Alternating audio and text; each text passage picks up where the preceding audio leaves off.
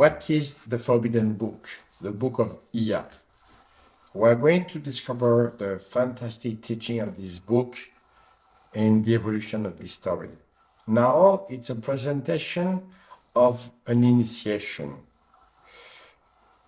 You have a complete story, the details of the initiation, but it can be your own initiation. Maybe you practice martial arts, kung fu, tai chi chuan, qigong, meditation, yoga, sport in general, capoeira, a lot of things where very often when you learn, there are not a lot of stuff of initiation presented behind. And that's what I want to present, that you can really learn to join your practice that you have wherever you are. And I could be online, your sensei, your sifu, your guru, your mentor, your teacher, your guide, psychologist, to guide you through something of initiation. So that it could be also, if you practice music, a commitment of something that is asking you to be very much committed, but at the same time, you're not happy because you don't have enough spiritual stuff, other things behind. So that's what I give you. And you can, of course, subscribe to our channel because it's a huge work to produce what we produce now. I remind you that even if you see this episode now or the episodes before, it's a complete story, a complete line of teaching, of comprehension. So don't hesitate to go through everything to enjoy more of the story. There's nothing to pay. Nevertheless, if you want to help us to go on producing, because it's a lot of work, you can help on Patreon with a donation, of course. You can ask questions behind, put a thumb up if you are happy with what we do. And also, I'm going to give you something that no one does ever, so that's why I'm going to do it, which is to give you my phone number. You have to know that I will never pick up a call, because I never do. But if you send me a written message or recorded message on WhatsApp or Telegram, I prefer Telegram because we have more time to speak, I will answer, that's all. So my phone number is 0033 699, 2 times 95. You can ask the question because you practice this, because you face that. I am also osteopath, so I can guide you physically. Whatever you want to know, in most of the languages you can use, apart from really lost languages, but the others we can manage pretty well, written or spoken. And then I would like that this story, that can become your story, maybe the story of E.G. or the story of Kinniku, Bea, Kinniku, both of them, regarding your level, they can be part of the story. So my name is E.G. for the French, sometimes Oji Hanshi, which is the complete title. It's the same, it's still me when I was very young, which is not anymore the case. But I am at your disposal so that you enjoy and that this story becomes your story. So please don't hesitate to write down or to contact me on the mobile. And I will, if it's something simple, you can write a simple question, you will have a simple answer that is short because it's written. If it's more private and committed, don't hesitate to contact me on my phone number. In addition, if you want to help us, you have the donations, as I said, on Patreon. But you can also contact us, and we can also invite you, because we are very much into cooperation, to help us a little bit, to speak to other people, to develop a little community of people who want really an initiation. This society is in deep, deep shit and chaos, because you have lost, all of you, most of you, the real knowledge, the initiation. That's what we want to give you through this story. Each part will give you something higher and higher to really learn something that can take you very, very high, so that you can help this civilization, this world, because this world needs deeply people of real knowledge. So feel free and be welcome in our little cooperation community about initiation and using your commitment, music, physical, whatever. Bilbo and myself, we give you our kind regard and salutation. Thank you. The Book of Ea, a spiritual odyssey beyond the visible.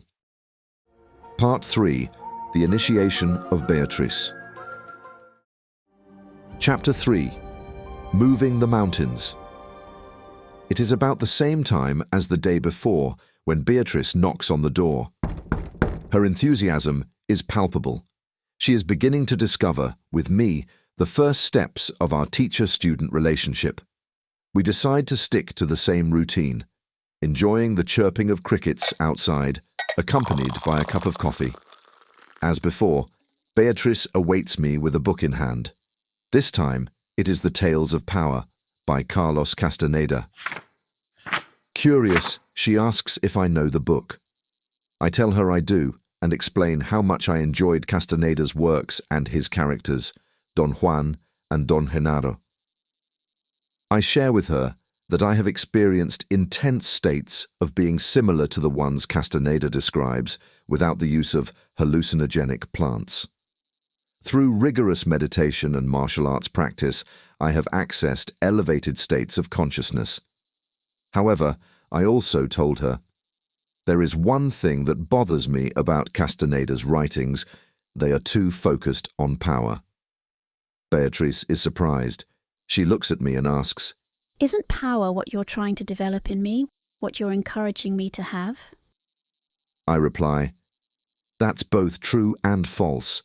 The kind of power I hope for you to develop is the ability to transform a fragile little boat into a solid sailboat, one capable of catching the cosmic wind and sailing far with grace and strength. The power Castaneda speaks of is more like an engine, a drive to dominate at any cost, even if it means destroying what's around you. That kind of power is dangerous because it leads to profound imbalance. The power I invite you to develop, on the other hand, is rooted in humility and wisdom.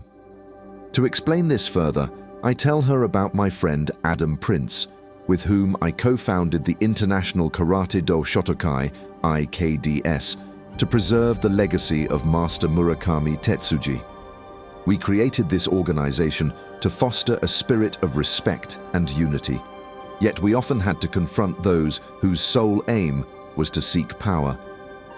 Even in the world of martial arts, the quest for domination inevitably leads to conflict and selfishness. I recount the first seminar I organized in Charvieux with Giorgio Vecchie, an Italian expert from Trieste. On that occasion, I observed how the desire for power and recognition can become obstacles to true learning and inner peace. Then, I tell her about Mr. Bernard Monret, a figure of gentleness and wisdom in the martial arts world, and the leader of the Centre Lyonnais des Arts Martiaux, CLAM. I explain how, at CLAM, I discovered profound teachings on harmony and unity through a simple yet demanding exercise. One day, Bea, Mr. Monret asked 5 of us practitioners to perform a kata together. The exercise seemed simple. Begin the kata at exactly the same moment, in perfect synchronization, without any signal to start. We tried countless times, but each time, one of us started a fraction too early or too late. Béatrice listens attentively, and I continue. At the end, Mr. Monret said something powerful. "Look how difficult it is for the 5 of you to start this kata in perfect harmony, even though you all share the same intention. How can we hope the world will get better if even a small group can't manage to align itself?" That lesson stayed with me. In Shotokai Karate, as in life, harmony and unity are essential elements for achieving peace. This reflection seems to deeply move Béatrice, who remains silent, absorbing the meaning of this teaching. I hope she understands that the art of karate extends far beyond techniques. It is a path toward a more harmonious life, where each individual learns to align with others, to feel the collective flow without imposing their own will. The power to serve, to radiate humbly, that is the true goal, Bea, a power inspired by the cosmic wind that carries us beyond ourselves, never seeking to dominate others. The foundational stance, moving the mountains. I begin by explaining the importance of posture and alignment, assuring her that with practice she will be able to stabilize and correct her spine, strengthen her body, and feel the power of deep grounding. Your feet must be alive, rooted in the earth, I say. Heels, outer edges, toes, everything must be in contact with the ground, and your knees should naturally open, forming perfect alignment with your ankles. Béatrice follows my instructions, gradually adjusting as I explain each detail. She grips the ground with her toes, stabilizes her knees, and aligns her pelvis. Imagine, Bea, that if your coccyx were extended, it would plant itself between your feet. Your pelvis must be aligned, your head stretched toward the sky, as though reaching for the clouds. Béatrice concentrates and settles more fully into the posture.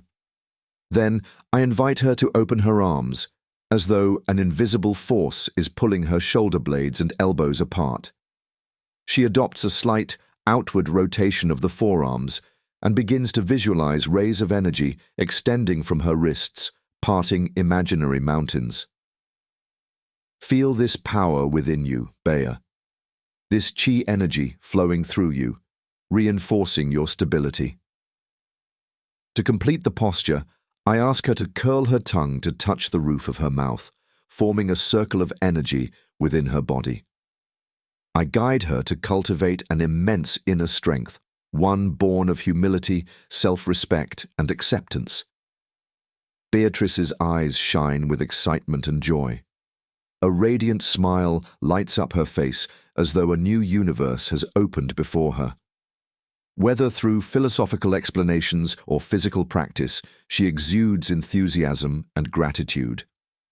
For the first time, she feels the emergence of something profound within her, a new strength and serenity.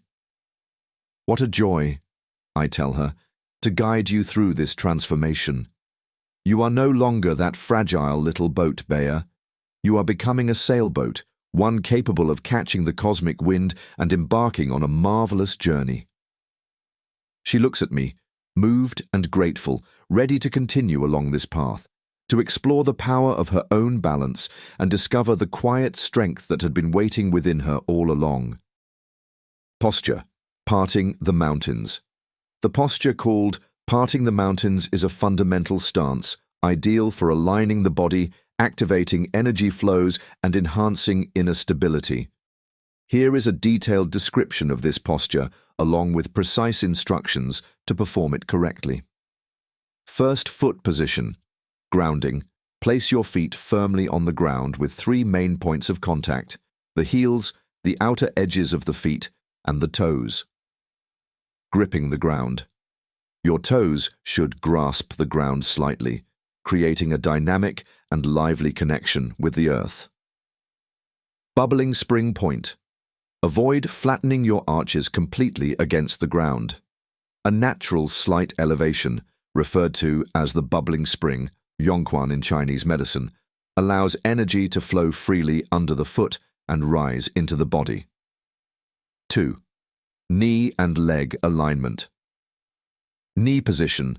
Your knees should be slightly open, avoiding inward collapse, varus or valgus. This natural opening stabilizes the posture and protects the joints. Connection with the pelvis. Proper knee alignment ensures that the pelvis is correctly anchored over the legs. 3.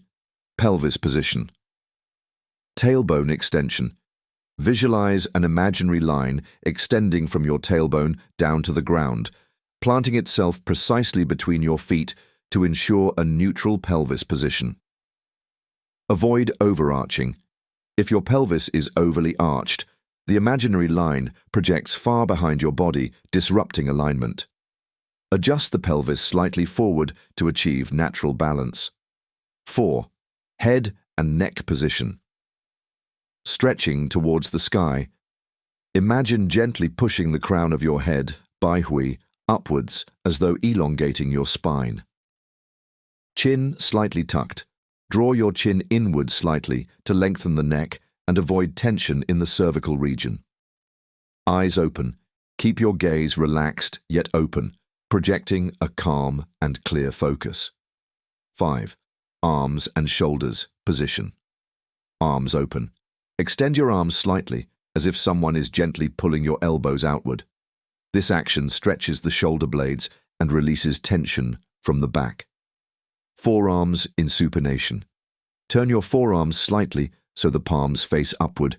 Keep the elbows aligned and prevent them from collapsing inward. Anatomical snuff box. Widen your thumbs to form a visible depression at the wrist, known as the snuff box. This stretch activates the lung meridian, enhancing your breathing and vital energy. 6. Tongue position. Circular tongue. Place the tip of your tongue lightly against the upper palate, forming a subtle circle. This small adjustment facilitates energy flow within the body by connecting the renmai and dumai meridians, front and back energy channels. 7. Overall position. Foot spacing. Your feet should be aligned with the natural width of your hips. This alignment ensures a stable and comfortable base. Global posture. Maintain a stance that is both grounded and light, reflecting the balance between strength and flexibility. Common mistakes to avoid: 1. Flattened foot arch. This blocks energy flow and prevents the bubbling spring point from functioning. 2. Knees collapsing inward. This creates instability and misaligns the pelvis. 3. Overarched pelvis. This overburdens the lower back and disrupts overall alignment. 4. Drooping elbows.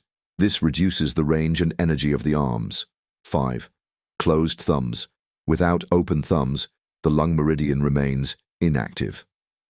Benefits of the posture.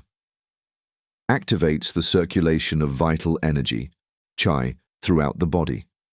Strengthens the stability of the feet, legs, and pelvis. Promotes deep breathing and enhances connection with the lung meridian. Stretches and aligns the spine, relieving back tension. Awakens a sense of balance, calm, and inner strength. This posture, paired with illustrative photos, offers a deeper understanding of its key aspects. Follow these instructions with care and precision to experience the benefits of an aligned and energizing practice. Shaolin's secret teaching, the posture, parting the mountains.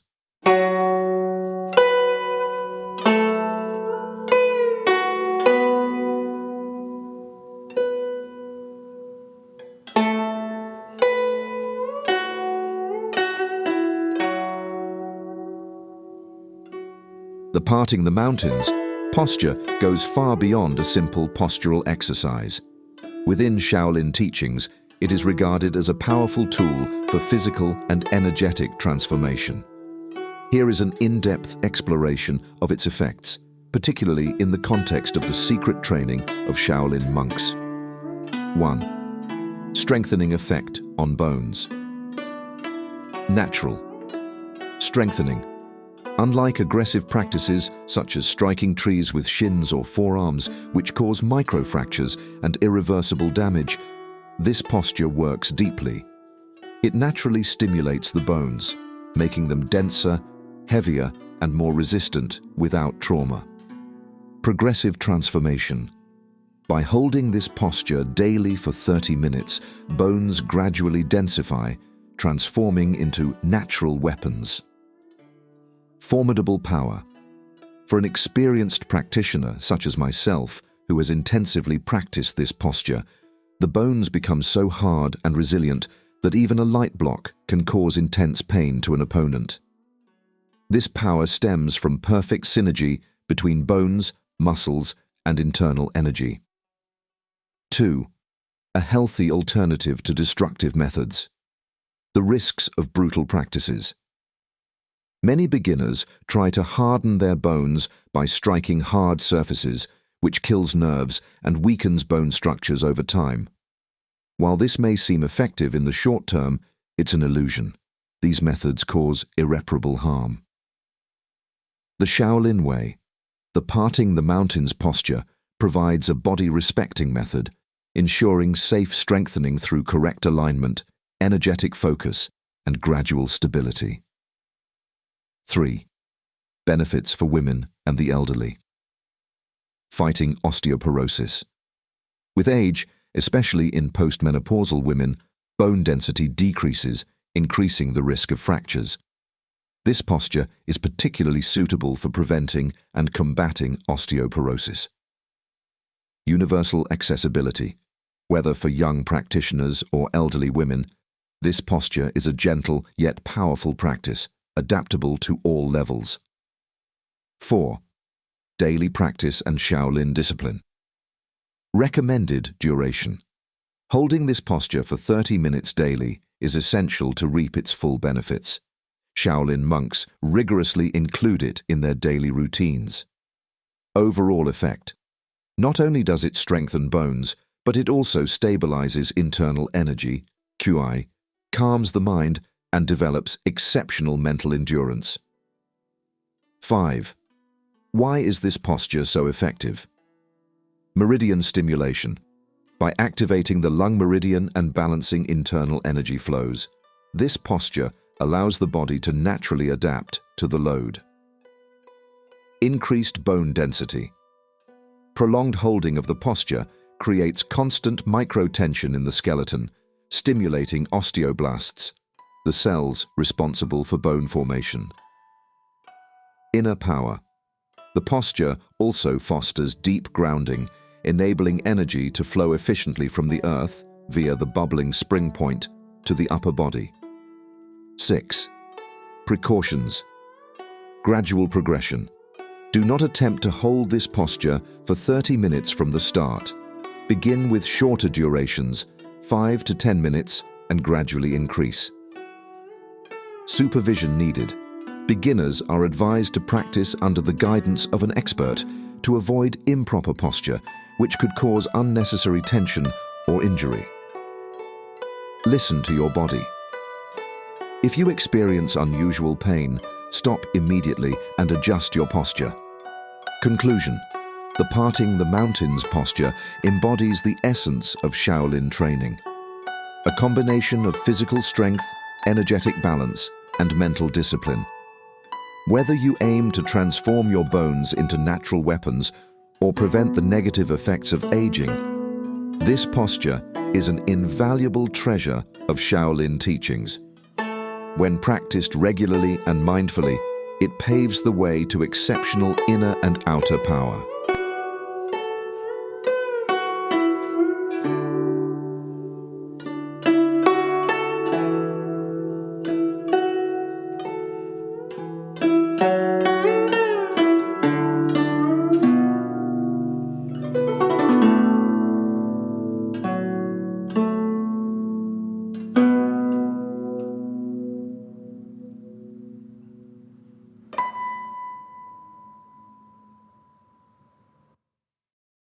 The Initiation of Béatrice. Chapter 4, Act 1. Béa's Awakening. The song of crickets fills the air, a subtle melody dancing with the golden light of dusk. The majestic, motionless mountains of the Ardèche provide the backdrop for an unfolding transformation. Whenever her schedule allows, Béa returns, tireless and brimming with energy, eager to learn, practice, and rediscover herself. She fully immerses herself in the disciplines I teach her, Karate Do Shotokai with its undulating fluidity, Tai Chi Chuan, harmonizing breath and movement, yoga, meditation, and strength training. Her efforts are unwavering, her questions numerous, and her determination to understand unshakable. Often, we run together along steep trails that wind through the hills. The air, heavy with the scent of pine and sun-warmed earth, seems to conspire to test her limits. I can't go on, Iji. She exclaims between breaths. her cheeks flushed with exertion. My lungs are on fire. I slow down slightly, encouraging her with a glance. Each run is a trial, but also a triumph. The training extends beyond running. With a combination of rigor and gentleness, I also work on her spine through osteopathy, correcting imbalances and easing tension. Most importantly, I focus on strengthening her muscles, fortifying the pillar that supports her body. Your musculature, Bea, must become your armor, your foundation. The stronger it is, the more balanced your body will become. The results are already visible. Her back straightens, her gaze shines with newfound confidence. She feels reborn. Bea has also started accompanying me to the clubs where I teach, dojos in the Ardèche, in Aubenas, Privas, and Valence. These places are steeped in history, imbued with the energy of countless trainings and shared teachings. She watches in fascination, sometimes silent, sometimes sharing her amazement with me.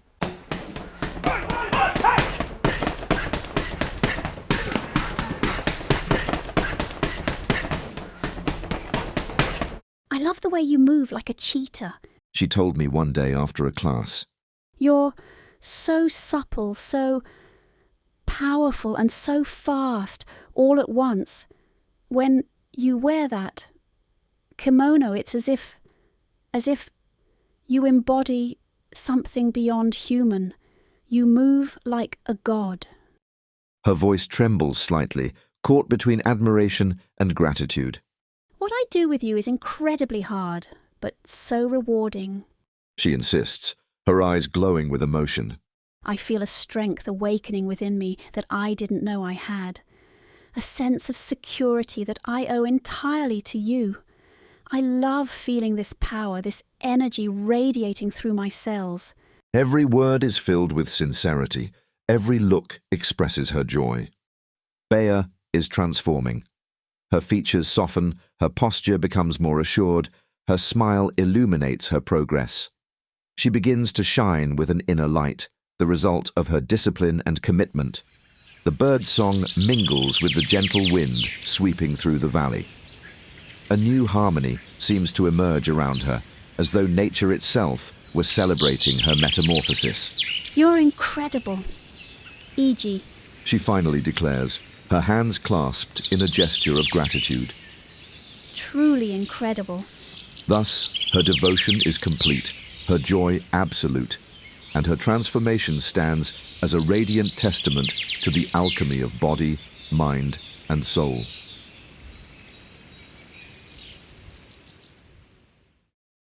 Béatrice's Initiation. Chapter 4, Act 2. The Shadow of Jealousy. A faint creak from the wooden chair echoes through the room as Fabienne abruptly takes a seat at the table, crossing her arms in a rigid motion. Outside, the crickets still sing, but their rhythm suddenly feels more oppressive, almost discordant, mirroring the tension hanging in the air between us. At first, she says nothing, letting a heavy silence settle. Then, with a sigh, she begins. I can't believe she's just a lesbian. She murmurs, almost to herself, but loud enough to catch my attention. I look away from the teacup in my hands. The faint clink of the spoon against the porcelain seems to amplify the unease. I'm sure she's interested in you. Her voice carries a cold conviction, a mix of disbelief and irritation. I take a deep breath, trying to temper my response. Fabienne, I say calmly, but with a touch of firmness. Bea is interested in me as her sensei. Nothing more. She's looking for a guide, someone to help her transform. What you're interpreting as something else comes only from your own insecurities. But Fabienne isn't convinced. She looks away, her fingers tapping nervously on the table, producing a dry, repetitive sound. You can't really know what she's thinking. She insists, her tone growing sharper. She follows you everywhere, admires you. Don't you find that strange? A slight gust of wind makes an ajar window slam shut. The sudden noise startles Fabienne, but she remains locked in her closed-off stance. I set my teacup down carefully, the sound of ceramic meeting wood producing a dull thud. Your obsession with this idea of possession, Fabienne, is exhausting, I say in a calm but unyielding tone. Bea is not your enemy. She's not a threat. But this jealousy, this need to control everything around me, that is what's unbearable. She remains silent for a moment, but I can sense that my words haven't pierced the armor of her doubts. Outside, a bird whistles a simple yet persistent tune, as if trying to lighten the mood. Still, the air feels heavy, laden with a tension neither of us can fully dissipate. As Fabienne finally rises, her abrupt movement scrapes the chair against the floor. Without a word, she leaves the room, the echo of a door slamming behind her. I'm left alone, my mind weighed down. Jealousy is a heavy shadow, a destructive force that insidiously infiltrates relationships. If only she could understand that Bea seeks light, transformation, not rivalry. The crickets resume their song, softer this time, as if nature itself is trying to soothe this inner turmoil. The Initiation of Béatrice. Chapter 4, Act 3. The Endless Path. A soothing silence envelops the room, broken only by the rustling of the trees outside. A gentle breeze makes the leaves tremble, their whispers blending with the timid song of a solitary bird. Béatrice sits across from me, her gaze intently following my movements, a childlike curiosity gleaming in her eyes. E.g., She begins, her soft voice betraying her awe. everything you know, everything you do, who do you learn from? I smile, calmly placing my teacup on the table. The delicate clink of porcelain resonates in the air. In the past, I had many masters, Bea, but today I only have one mentor, and I prefer that term over master. It is Monsieur Bernard Monneret, from the clam in the city of Lyon. I pause, contemplating the memories. He's a man of extraordinary skill, a model of elegance and discretion, but he's not a guide like the masters I had in the past. I must tell you, all my masters are gone now. I lower my eyes slightly, taking a moment to gather my thoughts. It's a strange feeling, Bea. Since my masters have passed away, I sometimes feel a bit lost. The whispering leaves seem to intensify, as if underscoring this confession. It's not a complete loss, you see. But without someone to illuminate the way, there's a void I occasionally feel. Even though I fill it with teaching and practice, it lingers, a constant reminder that I still have so much to learn. Béatrice remains silent, absorbing my words. Then she murmurs, almost to herself, If you're lost, then I'm just a feather carried by the wind, drifting in the dunes of a desert. I shake my head slightly, a gentle smile on my lips. No, Bea, you don't understand, I reply softly. It's not that I'm lost in the sense that I don't know my destiny. Quite the opposite. I use the wealth my masters have passed on to me to keep moving forward. But I also know there is still so much to discover. I would love to meet another master, someone who could still teach me, take me further. I fix my gaze on an invisible point ahead, letting my thoughts wander. Today, most Japanese experts in karate or other disciplines are more friends than masters. To climb further up the mountain of knowledge, I would need someone truly exceptional, someone who could inspire me to continue my quest for elevation. Suddenly, a bird takes flight, its wings cutting through the air with a sharp rustling. Béatrice, moved, takes a deep breath. You're so incredible, E.G. She finally says, her voice filled with admiration. I'm sure that sooner or later you'll meet that master who will guide you higher. She pauses, reflecting for a moment before continuing. As for me, I'm so happy to follow you, to study with you, even if sometimes it's so hard. When we run so fast, so far, when you push me to go beyond my limits, I must admit it can feel like real torment at times. But I'm so grateful. Thanks to you, I'm transforming my life. I feel a strength growing within me, a light I never thought I could reach. I watch her silently. Béatrice is sincere, her gaze brimming with gratitude and determination. The whisper of the wind, the bird's song, and the distant creaking of branches form a natural symphony, as if nature itself were blessing this moment of sharing.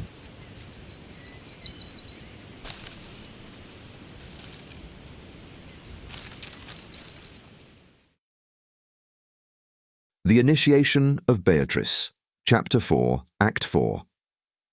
The Nakedness of Being. The sun, high in the sky, generously bathes the Ardèche mountains in light, casting a golden glow over the forests and valleys. The song of birds echoes, mingling with the gentle splashing of a nearby waterfall. A light breeze stirs the leaves, adding a subtle melody to the scene.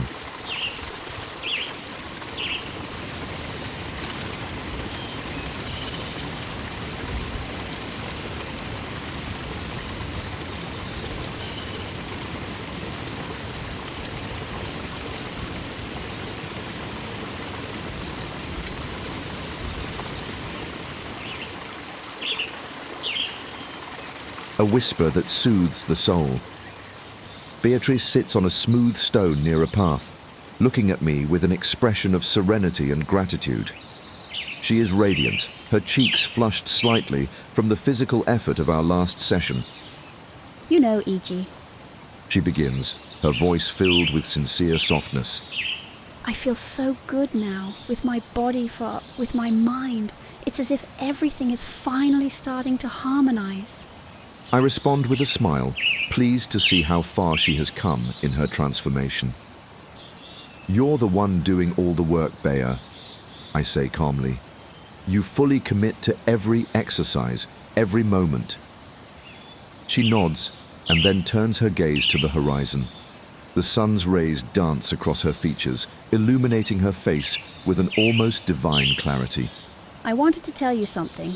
She continues, a bit hesitant. Now that I feel better about my body, there's something I love to do. I listen attentively as the gentle sound of water draws my attention. The nearby waterfall adds a refreshing touch to the air, creating an almost unreal atmosphere. I go to completely secluded spots in the Ardèche. The land is so vast, so wild. She explains, her voice vibrating with passion. And there, I strip completely naked. Her words are spoken with a disarming simplicity. I remain silent, letting her continue. My parents were nudists, naturists, and I find this philosophy so liberating. Now, thanks to you, I feel more at peace with my body. I love practicing naturism alone in a place where no one can see me. I offer my whole body to the sun, and it makes me feel whole, as if I'm fully reconnecting with nature, with myself. I nod slowly, absorbing her words.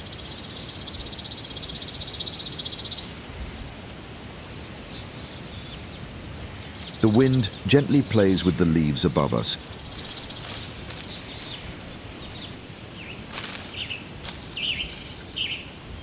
Creating a soothing melody to accompany her confession. And you, E.G., She asks with a playful smile. do you practice naturism? I laugh softly, breaking the solemnity of the moment. To be honest, Bea, I've been to naturist places a few times. It doesn't bother me, but it's not exactly my cup of tea. She bursts into laughter.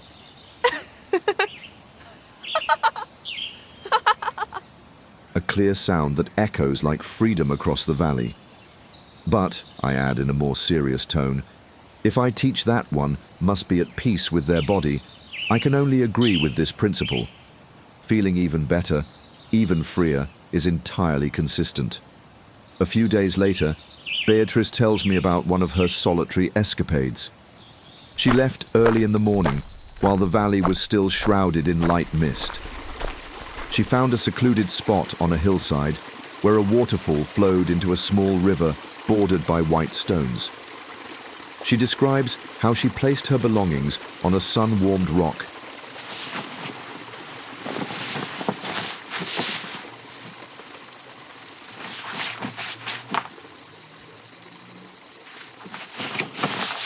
Letting the light caress her bare skin. She recounts the cool water's touch on her body.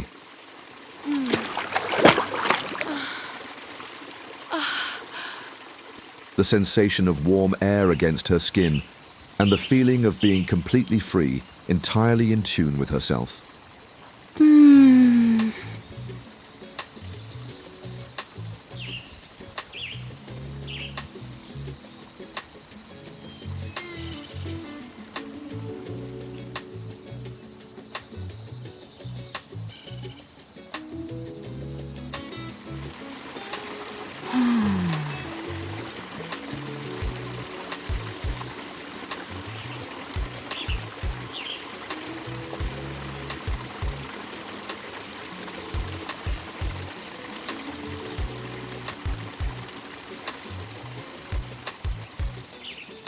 I just listened to the waterfall, the birds. She confides with a serene smile.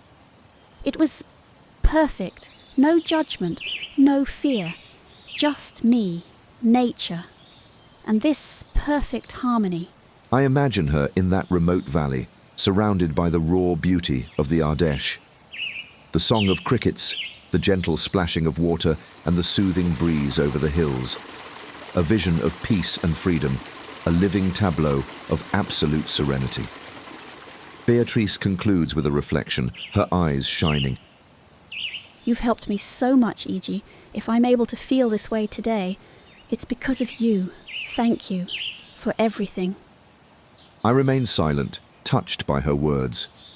Through her journey, I see a transformation that goes far beyond the physical. Béatrice is gradually finding her balance, a true harmony between body, mind, and nature. Suddenly, a bird takes flight, breaking the silence with the beating of its wings. In its ascent, I see the reflection of the liberation Bea is beginning to experience, a profound inner journey that is just beginning.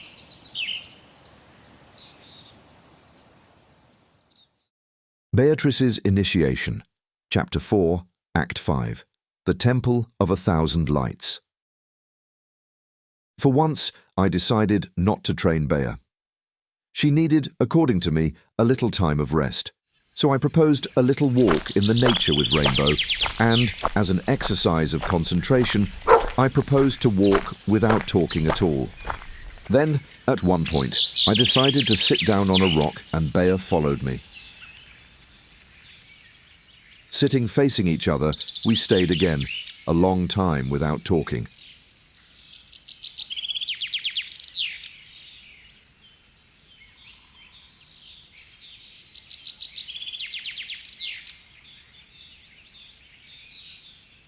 Then, at one point, Bea decided to break the silence and declared, I would love to ask you some questions about the time when you were a student. I would love to know how it was for you. I replied, Okay, ask your questions. Then Bea said, I don't know what to start with. A silence settles after Béatrice's last words.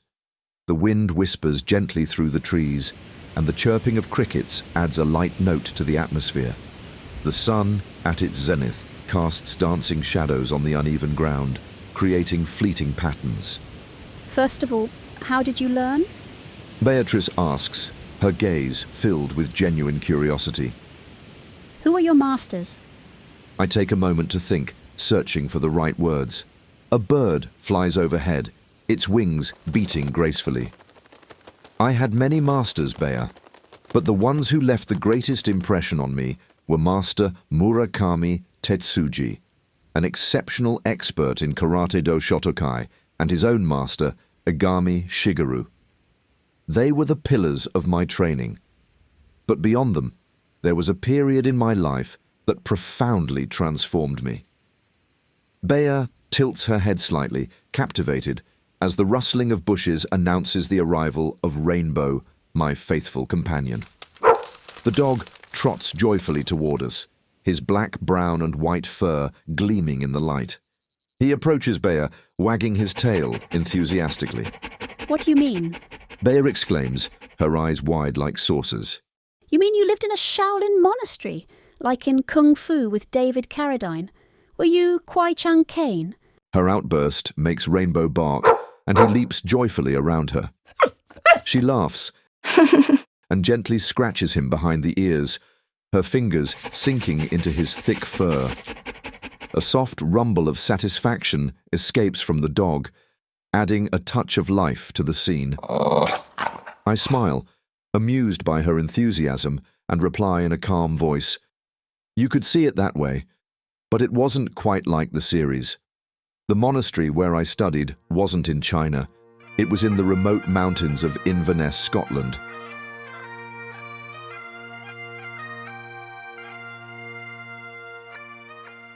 It was called the Temple of 1,000 Lights.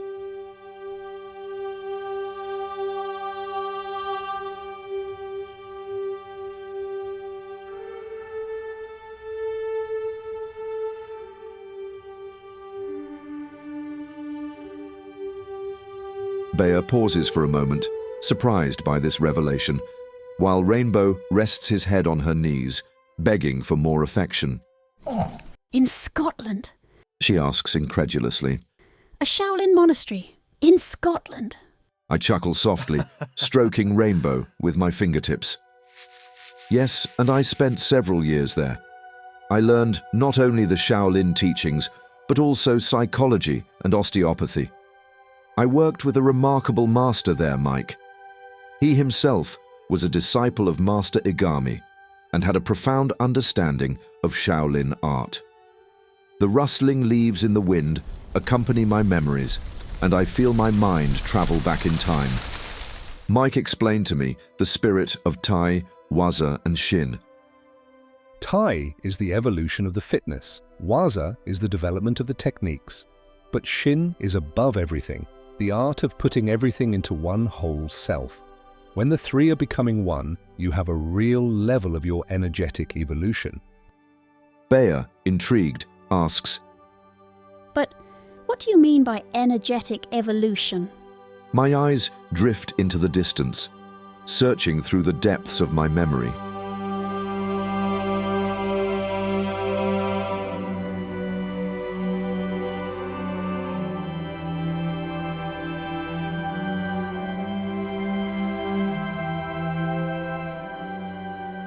I recall the long days at the temple, its walls adorned with hanging lanterns that glimmered in the dark. The deep breaths of the masters during meditation, the echo of shouts in the training courtyard, and the subtle scent of incense carried by the mountain wind.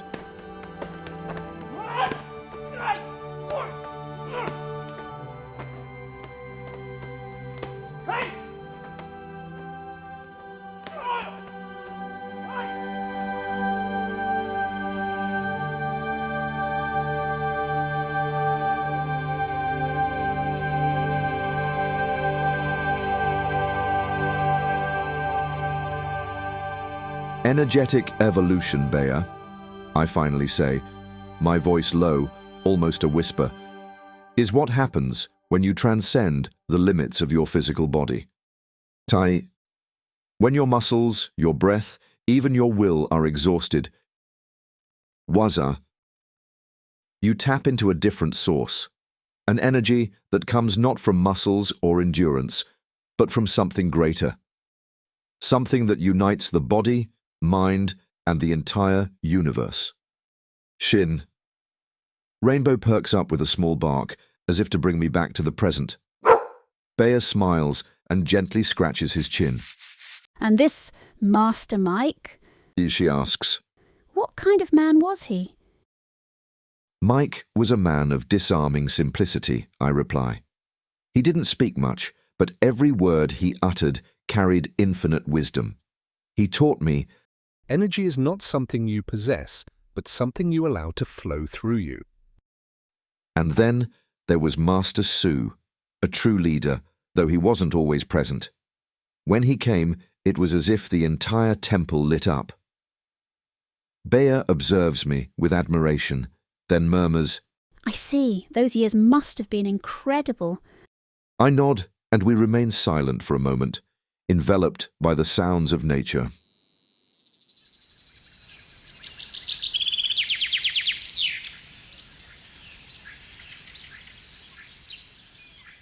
The soft cascade of water in the distance, the wind rustling through the trees, and Rainbow's calming breath as he lies down at my feet.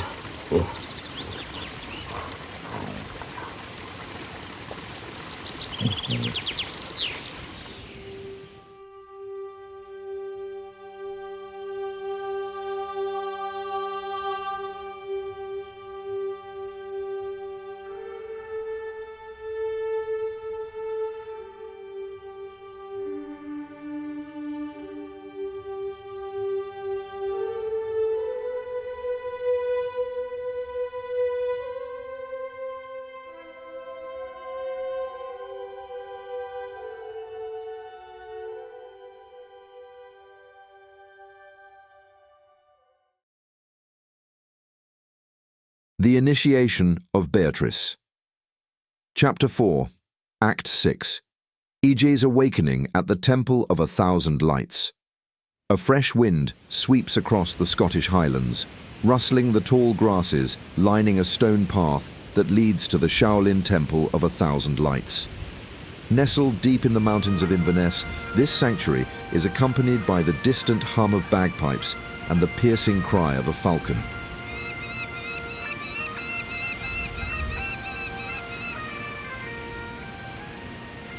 The scene unfolds in the temple's grand hall. The crackling of a fire animates the shadows of the massive beams, and a nearly tangible serenity fills the air. Alain, a young student with eyes brimming with curiosity, stands before Mike, his master. Mike exudes a calm but imposing presence, his deep gaze seemingly seeing beyond appearances. Mike begins his lesson in a measured voice. Do you see, Alain? The essence of this temple lies in understanding the Qi, the vital energy that animates every living being. To illustrate this, we use the work of a French researcher, Monsieur Bovis, who created a system to measure this energy, the Bovis units. The fire crackles softly, punctuating his words. Mike straightens slightly. A human being living an ordinary life, commuting, working and sleeping, typically measures around 5,000 Bovis units. It's enough to work, eat, and maintain some stability, but it drastically limits their perception of the world. What they see, feel, and understand remains confined to a narrow reality. Alain furrows his brow, intrigued. Master, what does that mean in practical terms? What does someone with such a low level perceive? Mike smiles faintly. Imagine a barely inflated balloon. It contains very little air, and its surface is small. That's all this person can perceive of life, a small surface of reality. But as their Qi level increases, the balloon inflates. Its surface expands, revealing new horizons and dimensions. A distant bagpipe plays a melancholic melody, accompanied by the rustling of trees in the wind. Mike steps closer to his young student, his gaze intense. At 10,000 Bovis units, a martial arts practitioner begins to perceive the world differently. They sense the energy of others, grasp the subtleties of human interactions, and see beyond appearances. But that's not the limit. With intense practice and a harmonious lifestyle, avoiding pollutants like alcohol, tobacco, or an unbalanced diet, a human being can reach 20,000 or even 30,000 Bovis units. At this level, their perception of the world becomes mystical. Alain's eyes widen. 20,000, 30,000. That's unimaginable. What happens at that level? Mike responds with gravity, his voice imbued with wisdom. At this stage, you no longer live solely in the physical world. You perceive realities that others cannot even conceive. Colors, sounds, and energies around you take on a new intensity. You feel a profound connection with the universe, as though you are an integral part of a greater whole. But this comes with responsibility, Alain. The wind sweeps into the room, making the fire's flame dance and stirring a wind chime near the door. Mike pauses, letting his words sink into his student's mind. Mike continues with steady guidance. Let me give you another image. Imagine a car. For a blind child, a car is limited to the 4 seats they know. They cannot perceive the exterior design, the complex mechanics, or even its environmental impact. Similarly, a person with a low Bovis level cannot understand the depth of the world. They are like that child, confined by their senses and energy. A silence falls, broken only by the light tapping of branches against a window in the wind. Alain, deep in thought, hesitantly asks, So, Master, how can I reach that level of perception? Mike straightens, his face marked by a newfound intensity. By practicing with discipline and sincerity. Qigong, Tai Chi Chuan, meditation, Kung Fu. These are not mere physical exercises. They are tools to elevate your energy, to purify your body and mind. The higher you ascend, the more conscious you become. But know this, Alain. Reaching these heights can leave you isolated. Few people will understand what you see or feel. It is a demanding yet magnificent path. A smile spreads across Mike's face as he steps closer to Alain. He places a firm yet kind hand on his shoulder. Here in this temple, you will no longer be Alain. That name belongs to your past. From now on, you will be Iji.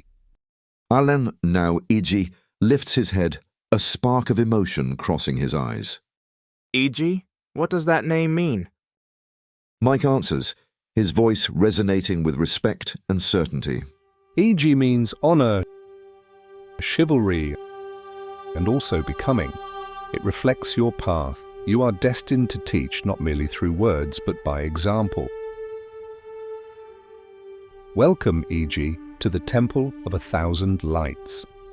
The song of the bagpipes rises again in the Highlands, accompanied by the whisper of the trees.